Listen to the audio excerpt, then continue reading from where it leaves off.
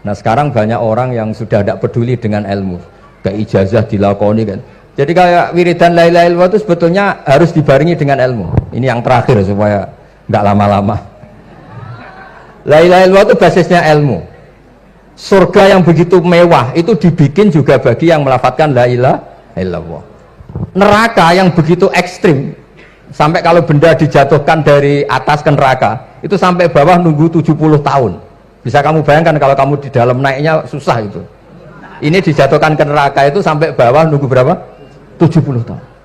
Loh, neraka sebegitu ekstrim itu dibikin untuk yang menolak la ilaha illallah. Berarti kalimat ini kalimat spesial. Kalimat yang neraka dibikin ya atas nama itu yang menolak, surga dibikin juga atas nama itu yang menerima. Itu satu saktinya la ilaha illallah. Sakti kedua, orang kafir 70 tahun ngelafadzkan la ilaha illallah sekali langsung dihukumi mukmin. Yufar lahum ma qad salam. Kullil ladzina kafaru iyantahu yufar lahum ma qad salam. Orang yang melafadzkan la ilaha illallah Muhammadur Rasulullah itu dosa 70 tahun kafir itu hilang semua. Tapi gara-gara ada ilmu terus diumumkan tahlil dening Kiai Haji Niam mesti sing nguri wah sewi gue mesti gue. Padahal kalau kamu tahu ilmunya tadi ini kalimat yang luar biasa, kalimat yang bisa melebur dosa. Bahkan dalam mazhab Sadiliyah itu unik. Kalau kamu wiridan la ilaha illallah itu jangan istighfar dulu, istighfarnya belakangan. Alasannya Abdul Hasan As-Sadili itu fa'lam annahu la ilaha illallah wastaghfir li dzambik li hadil kalimah. Orang kafir 70 tahun dia istighfar 100 kali enggak akan dimaafkan Allah, tapi ngelafatkan la ilaha illallah langsung dimaafkan. Jadi orang bisa dimaafkan tuh barokahnya la ilaha illallah.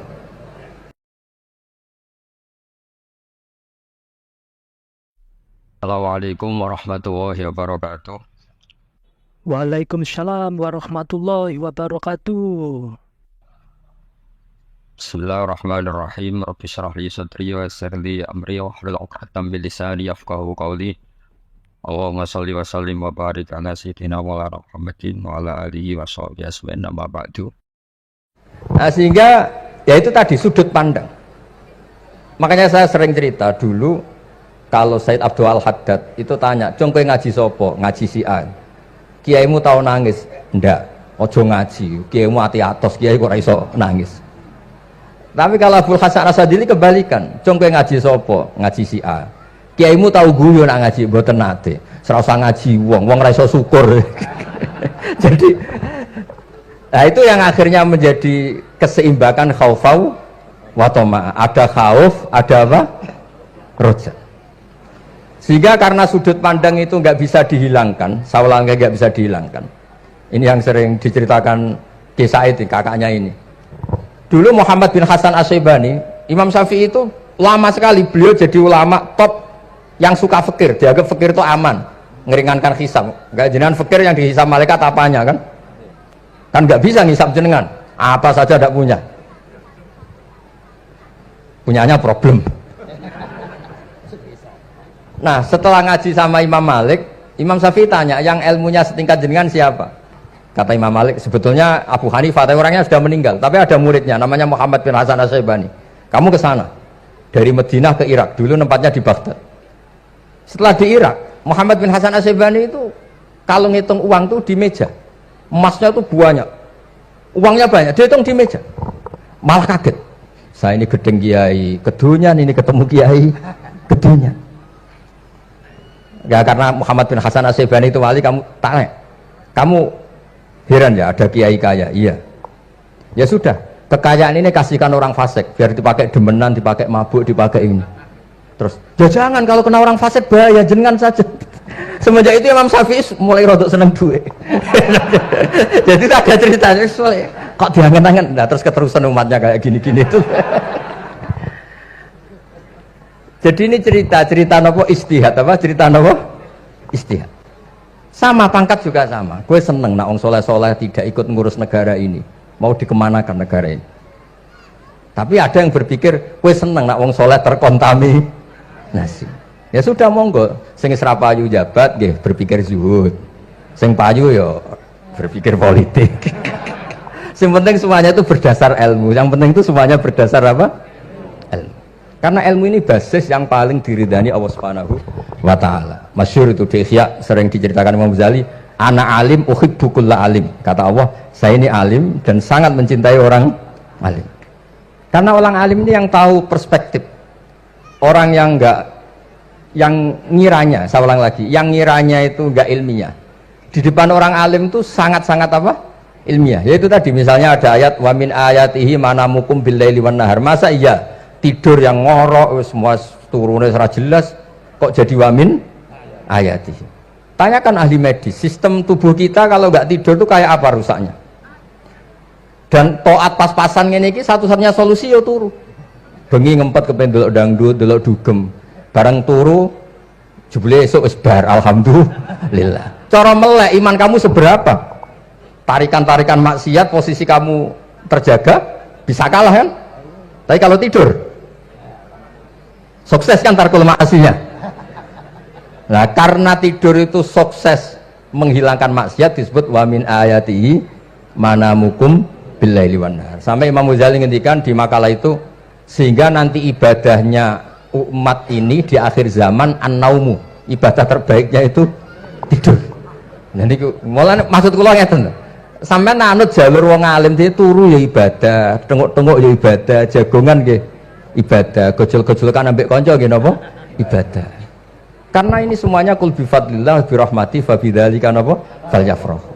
Tapi kalau kamu tidak punya basis ilmu, adanya suudzon. Kiai kok jagongan guyon sewengi kiai opo? Kiai kok turu sewengi ku kiai.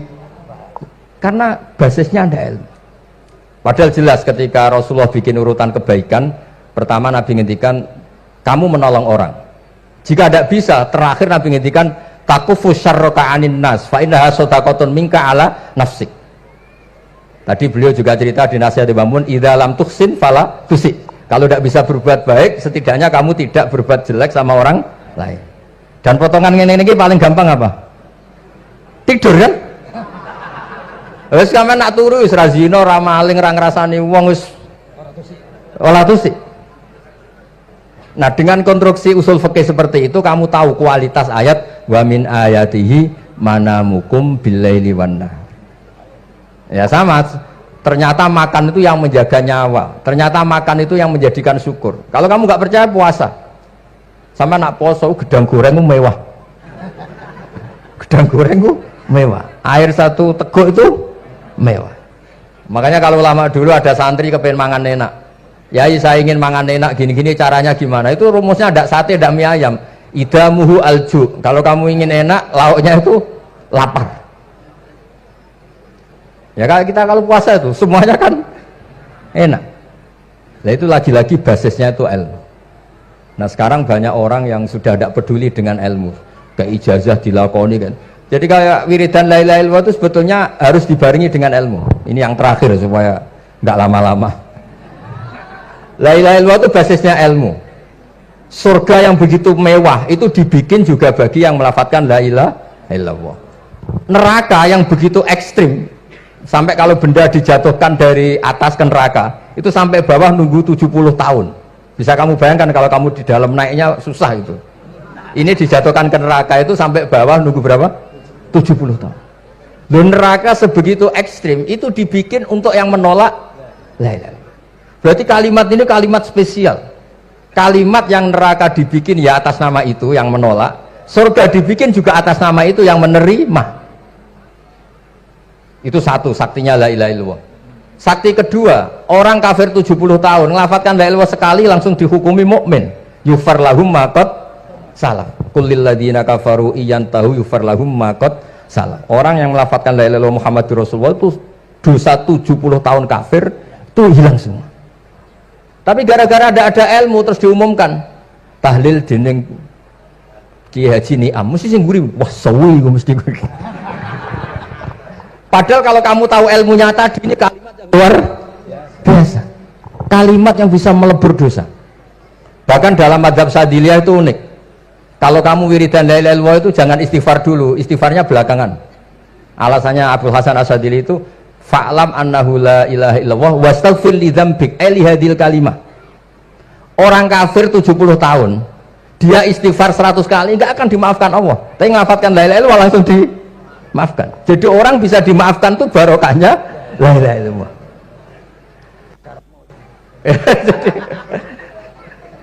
ya, ya kan? Jadi orang kafir 70 tahun, wirid istighfar 100 kali atau 1000 kali, dimaafkan enggak? Enggak kan? Tapi kalau membaca la ilaha illallah dimaafkan. Jadi istighfar tuh ngefek positif itu kalau dibarengi la ilaha illallah. Makanya wastaghfir li dzambika ay bihadil kalimat. Kamu boleh istighfar berdasar hadil kalimat, berdasar la ilaha illallah. Tapi terus kemudian ya thariqah itu banyak, itu urusan rasa.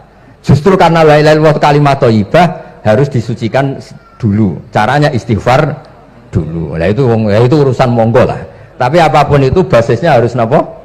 Ilmu. Basisnya harus ilmu. Jangan malah sentimen. Wong di kuburan wiridan la ilaha illallah dihukumi kafir. Nah, itu kan aneh. Wong kalimat ini yang kafir saja menjadi muslim, sekarang yang muslim menjadi kafir. Tuh paham kok seaneh itu gitu kan. Ya karena basisnya ada ilmu tadi. Coba kalau basisnya ilmu, itu kan aneh betul. Hadil kalimah kalimatun soro bihal kafiru musliman. Fakaifa sorol muslimu bidzalika kafiron. Ini kalimat yang kafir saja menjadi muslim. Masa dengan kalimat yang sama yang muslim menjadi aneh enggak? Aneh. Jadi kalau suwon pokoknya basis ilmu harus sekuat-kuat. Ini caranya gini nagih kiai kon sregep mulang aja politik terus. Tapi politik itu bagian dari ilmu, ora iso diterangno. Terus katanya niku ahlul ilmi dihormati, tapi nyatanya dipeksa. Terus memang banyak paradok dalam ilmu usul fikih. Ilmu usul fikih itu ilmu yang menjadikan orang itu bisa berpikir. Gitu. Kalau tak cerita tentang pertama tentang Ki Akil sing al-ma'ruf bi ahli nahwi. Nahwu riyen di era dulu itu dadekno tiyang dadi wali. Sampai disebut hatta nahat qulubuhum li nahwihi famin azimi sya'nihi lam tahwihi. Terus orang-orang baik niku ketika wusul teng pangeran nyebut Allah la ilaha illallah mboten saged. Sagete namung nyebut dhamir sa'an niku hu. Akhirnya kathah toreko sing ha hu niku gara-gara ahli nahwu niku. Nah, disebut fa'uribat makna dhamiris sya'ni. Jadi ngelafatkan la ilaha illallah ndak bisa tapi hu bisa. Mergi ke Jawa niku tukang ngakali, terus hukum niku diakali. Sakjane teke hadis niku mangkana akhiru kalamihi la ilaha illallah dakhalal jannah. Tapi ada kekhawatiran pas la ilaha mati. Lah la ilaha mati rak radi kaya ateis. Ora ono pangeran maujud mati. Sampeyan kan gak iso janjian mbek Israil. Kan mboten saged weanan, mboten saged kong kali kong. Nah, daripada la ilaha niku resiko karena takut mati pas la ilaha dereng illallah. Terus Ki Jawa mulai nalkin ngangge Allah. Tapi Allah sarasan itu tidak mewakili la ilaha illallah. Akhirnya diambil dhamir sa'an fa'lam annahu la ilaha illallah. Niku asal usul. Cuma kebetulan thariqah kita tidak jalur itu, tidak jalur yang lewat dhamir napa? Sa'an. Tapi sementing tadi dawuh Kiai Mustafa, sementing kita tahu secara ilmu. Terus nomor kali cerita uzlah wow. Kalau memang benar-benar uzlah. Terus kalau nu diundang acara-acara publik kemarin Habib Jindan gitu, hanya di palako ilmiah. Kemarin terakhir beliau ngerayu ini jari marrotan wahidah. Ini saya pegang. Dan itu dicatat di Loh Mahfud. Dan ciri utama kiai itu tidak membatalkan perjanjian. Jenengan jauh marrotan wahidah pas nih. Ben gelem. Terus ngeten kula cerita sithik tentang ilmu yang sering kula utarakan. Di antara kitab yang dipakai guru-guru kita sing dilanggengi Mbah Mun Maus niku kitab Ihya. Kula dari sekian cerita Ihya yang paling kula kenang niku bahwa ternyata Allah itu andaikan boleh dibahasakan niku cara berpikir itu dalam bahasa tafsir disebut tanazul. Tanazul niku wong ben kaya orang kebanyakan. Saya ulang lagi supaya orang itu kayak orang nopo kebanyakan.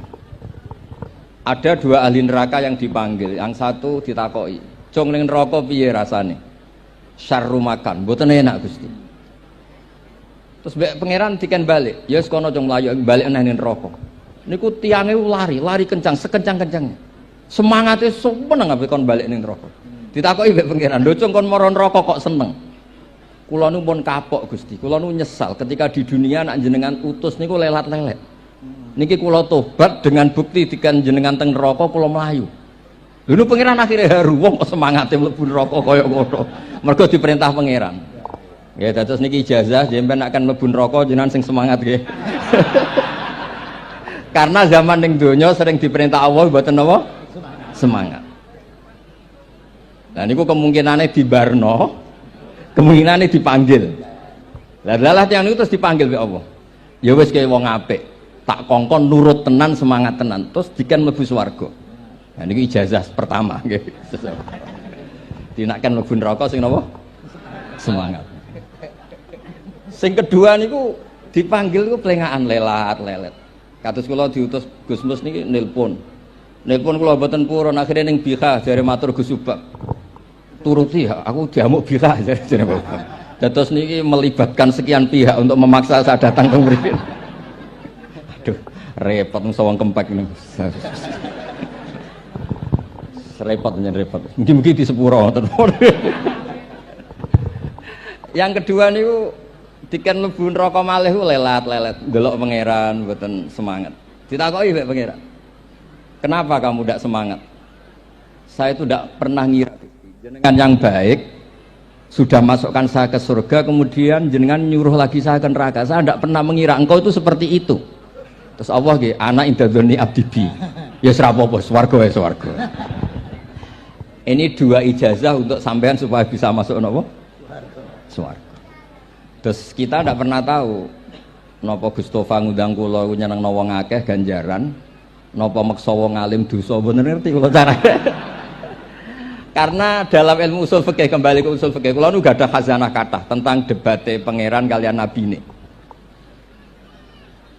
Kathah, mboten satu dua contoh di beberapa kitab tafsir. Suatu saat kula sering cerita niki, suatu saat Khalilur Rahman Ibrahim itu kedatangan Israel. "Kamu mau apa? Mau matikan jenengan?" Kata Nabi Ibrahim, "Harra'aital khalil yumitu khalilah." Mosok aku kekasih pangeran dipateni, mosok orang yang dicintai membunuh yang dicintai. Orang yang mencintai seseorang kemudian membunuh yang dicintai. Tidak ada itu. Akhirnya Israel matur teng pangeran. Cara politiknya ngeten, wau sing cara lagi seneng ngendikan politik. Wani kiai lengser dari beliau. Ono. Nak kula niku ahli tauhid wis pancen kodok kodare ngoten mawon, mboten berpikir ruwet-ruwet. Terus Israel kan mboten biasa logika, kayak kan malaikat itu SOP kan, mboten biasa logika. Akhirnya matur tu pangeran, kata Ibrahim, "Masa kekasih bunuh yang dikasih, masa yang mencintai bunuh yang dicintai."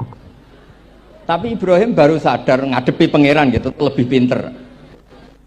Ketika Allah fakul lahu, katakan ke Ibrahim, "Harlo aital khalil yakrohu ayal ko khalilah." Mosok jari seneng aku kok ketemu aku rawani. Jari seneng kok rawani ketemu. Lah niki sampean aku pengen mati, monggo ngangge ilmu sing niki.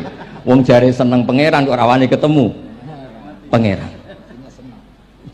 Seneng ketemu. Ibrahim seneng sakit. Yo mati saiki ra apa mati saiki. Terus kedua, niki cerita karena ini pondok ilmu. Orang harus biasa pakai logika usul fikih. Politik juga gitu. Nak kiai politik rawan kena syubhat. Tapi nak wong soleh oleh politik, kue ridho dipimpin wong fasik-fasik kabeh. Ya, mboten ngerti, mboten bener di pokoknya ngoten. Yes, itu memang logika usul napa? Fikih. Logika usul napa? Fikih. Ketika Nabi Adam badhe didamel, niku materinya saking bumi. Pertama sing diutus Jibril. Jibril ambekan qabdotan minal ardi, segenggam bumi. Saya mau bikin Adam, materinya dari bumi. Setelah datang ke bumi mau ngambil ista'adzat billah. Maksudnya ista'adzat billah, a'udzu billahi minka, saya berlindung Allah dari kamu. Antasinani. Kalau ngarepe Gustofa dari ahli nahwu dados kula niki tak goleki tenan pancen syanahu mun mutaaddi bi nafsi. Mungkin nek dibuli ku antusinani kok panjang nanti cerita. Saya tidak ingin bagian dari saya diambil, kok aku bolong. Itu coro bumi itu sudah masalah. Terus akhirnya Jibril kembali, ya Allah, dia berlindung kepada engkau maka saya lindungi. Allah membenarkan Jibril, Mikail juga sama. Tapi ketika Israel, ini Israel itu masalah memang. Ketika disuruh ngambil bumi, buminya ista'adat billah, tetap diambil.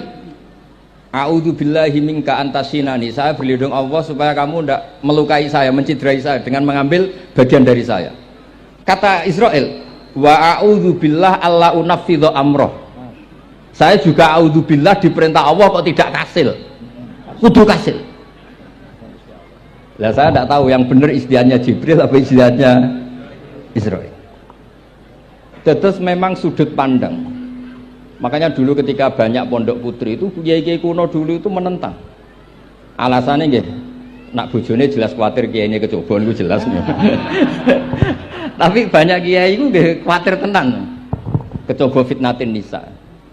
Tapi ketika logikanya dibalik, apa kamu ridho para perempuan-perempuan muslimat itu tidak dapat pendidikan apa?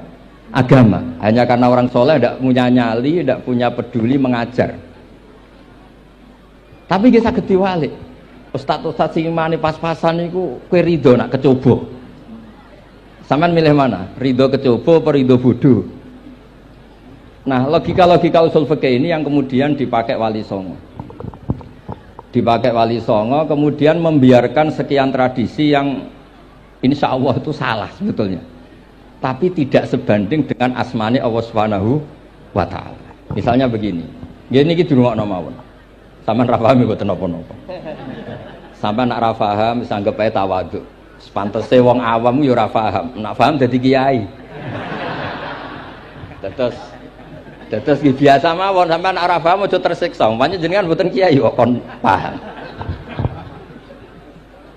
Nah sampeyan pinter kados kula mestine ora ngrungokno, semangate hasuh. Terus rivalitas perkara. Nah, cara Mbah Mun nak cerita ngoten, dhisik ke zaman bodho iku angger kiai mbok cucuk.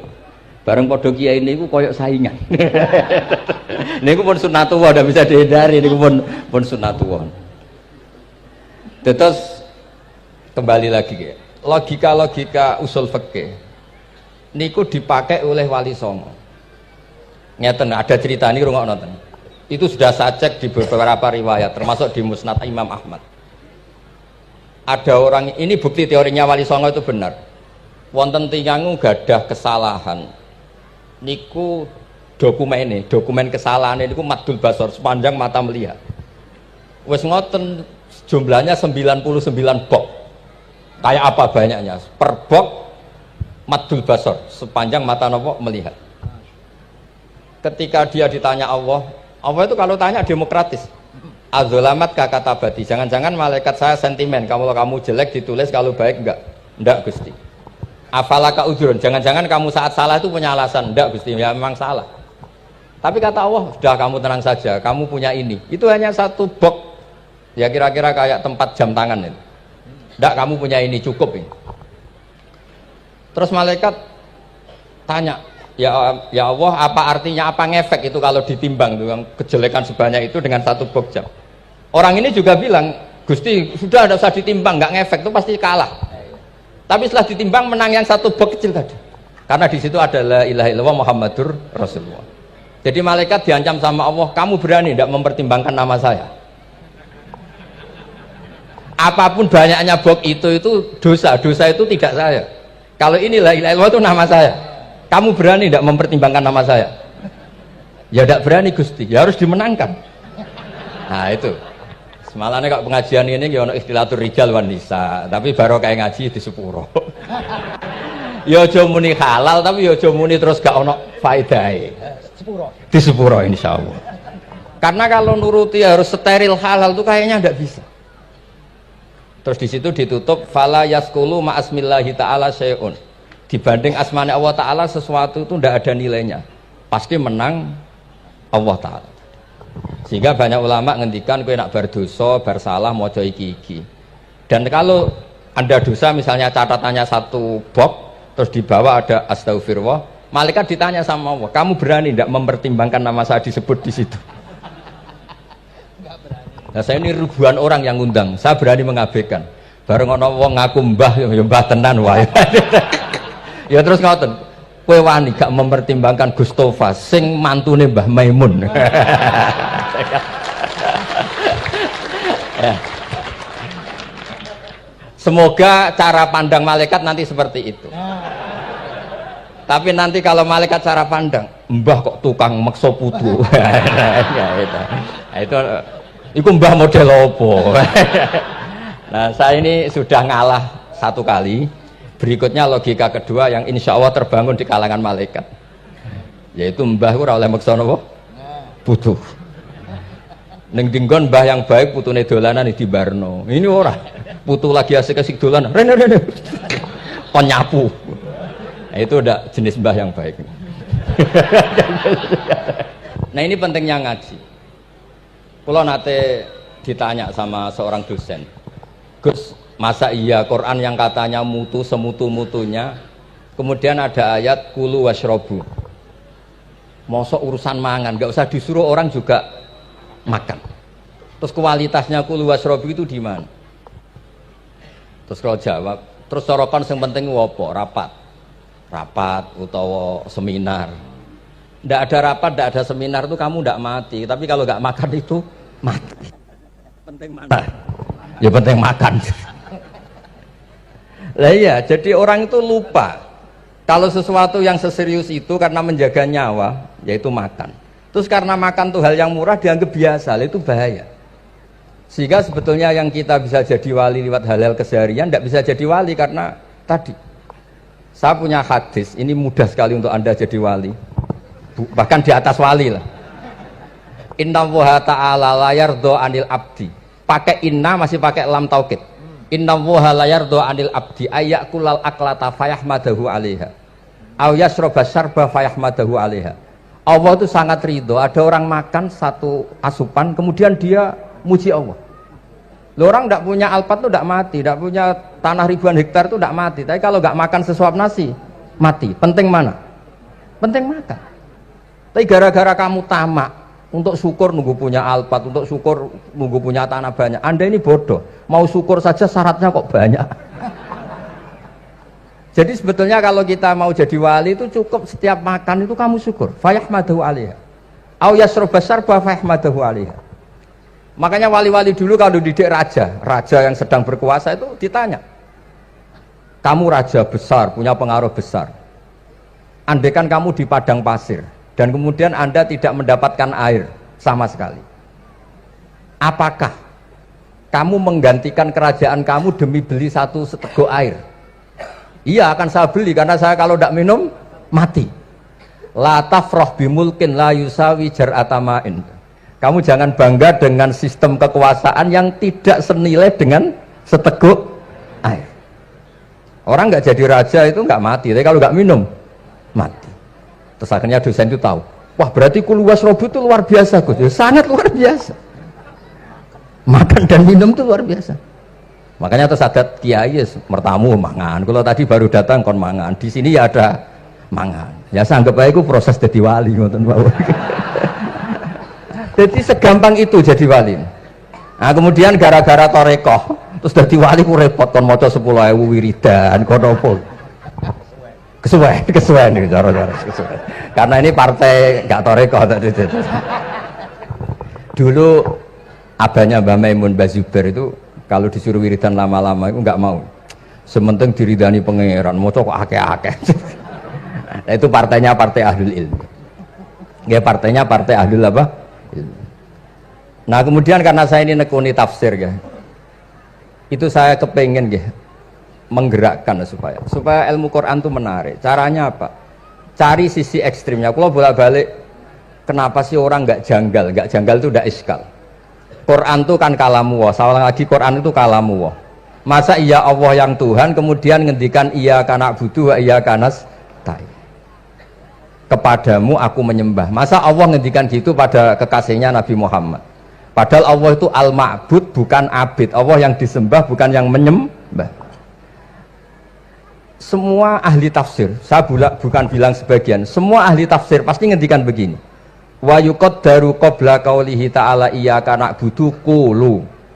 Sebelum iyyaka na'budu itu ada kata yang disimpan yaitu qulu. Jadi iyyaka na'budu itu betul ngendikannya Allah, cuma sudah dikasihkan Jibril kepada umatnya Rasulullah. Jadi Jibril bilang gini ke Rasulullah Muhammad, Muhammad qul iyyaka na'budu. Kemudian Nabi juga bilang ke umatnya qulu iyyaka na'budu. Jadi ini kalam Allah yang sudah milik kita. Nah berhubung milik kita, kita sah mengatakan iyyaka na'budu. Karena kalau tidak janggal, masa iya Allah berdoa ihdinas siratal mustaqim, tunjukkan kami jalan yang benar. Lah kalau ihdinas siratal mustaqim kalam Allah berarti kan Allah yang berdoa. Nah, sehingga semua tafsir bilang sama, wa yuqaddaru qabla qauli ihdinas siratal mustaqim qulu. Nah, terus ada mufassir lain bilang jangan mulai iyyaka na'budu ya semuanya, mulai bismillah, qulu bismillahirrahmanirrahim. Masa iya Allah sendiri yang bilang bismillahirrahmanirrahim? Nah, dengan tafsir seperti ini terus kita akhirnya lagi-lagi kembali ke usul fikih, kembali ke balaghah, kembali ke nahwu. Kalau enggak, ya Anda akan menafsiri Quran pakai logika Anda sendiri. Sampai ada mungkirus sunnah. Pokoknya sementing kembali ke Quran. Orang roh Quran itu kayak apa? Saya kemarin ngaji di Sedan di daerah saya bilang, Sayyidina Umar itu Islam sebelum minta hidayat. Khalid bin Walid ya Islam sebelumnya ya tidak minta hidayat.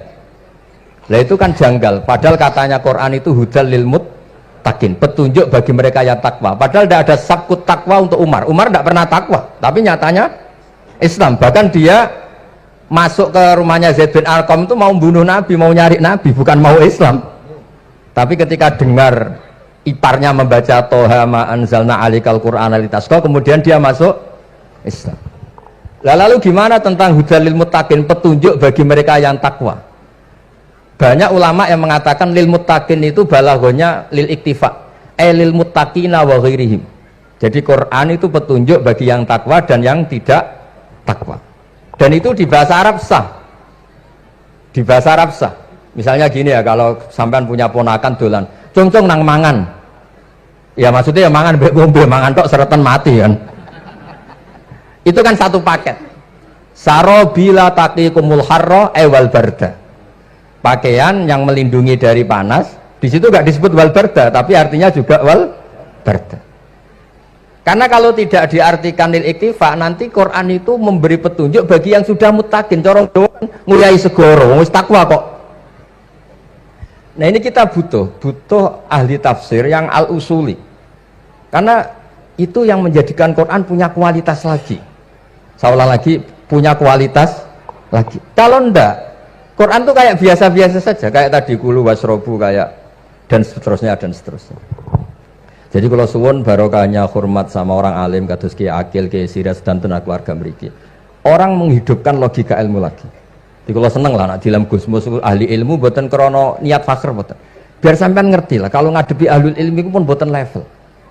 Ahlul ilmi itu kalau punya logika itu tidak bisa dibantah. Saya beri contoh sekian contoh yang nyata yang diajarkan Rasulullah SAW. Nabi itu pernah mau dipermalukan orang karena Nabi ngendikan la adwa wala tiarata, tidak ada penyakit menular. Terus ada orang iseng kok onta yang kena kudisen itu dijejerkan yang waras ikut kena kudisen. Terus orang ini tanya, ya Rasulullah ini tadi sehat, tapi kena onta yang kudisen ikut kudisen.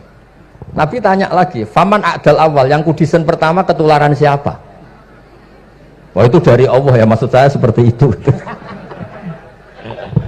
Lantas kalau suwun lah ngaji usul fikih yang serius, karena itu menjadikan kita bermartabat. Kulo niku sering lepas jenazah tangga-tangga kulo nggih penggene ndelok TV, nak bengi nggih ngelamun, ngayal suges, kadang yo ngapalo tikus sing liwat dhuwure saking ra ono penggawean. Tapi kulo nang lepas jenazah ini orang baik. Sampai bojone protes, "HP opo lho Gus angger bengi iku mau ngelamun ngitung tikus liwat, ngitung apa itu." Terus kula matur, ngitunge aja ngono, ngitunge tarokal ma'asiya. Wong ning omah itu artinya tidak dugem, tidak melakoni maksiat. Itulah yang menjadikan usul fikih itu ilmu yang sangat terhormat. Coba kalau Anda jadi pakar usul fikih kayak saya, mau kaji betul usul fikih. Orang tidur semalaman jangan bahasakan tarokat tahajud, wa tarokal witro, wa tarokal qiyamal lail. Tapi bahasakan tarokat zina, wa tarokal ghibah, wa taraka kadza wa kadza minal ma'asi. Keren mboten? Keren. Kalau kamu ndak ahli usul fikih maka kiai kok amen turu. Kiai kok guyon suwengi. Lho kiai guyon suwengi itu melawan. Kiai itu ustaz juga manusia. Karepe bengi ku ya kepen nonton. Tapi kan mboten pantes. Akhirnya korbane santrine dijak guyon gak jelas. Lah apel ning rondo ya ora pantes. Nglawan nafsu iku berat. Carane ya dilalek-lalekno guyon iku. Lah muga-muga malaikat kabeh ahli usul fikih nganggep ngono iku perlawanan terhadap keinginan apa maksiat. Malaikat ngaji ora.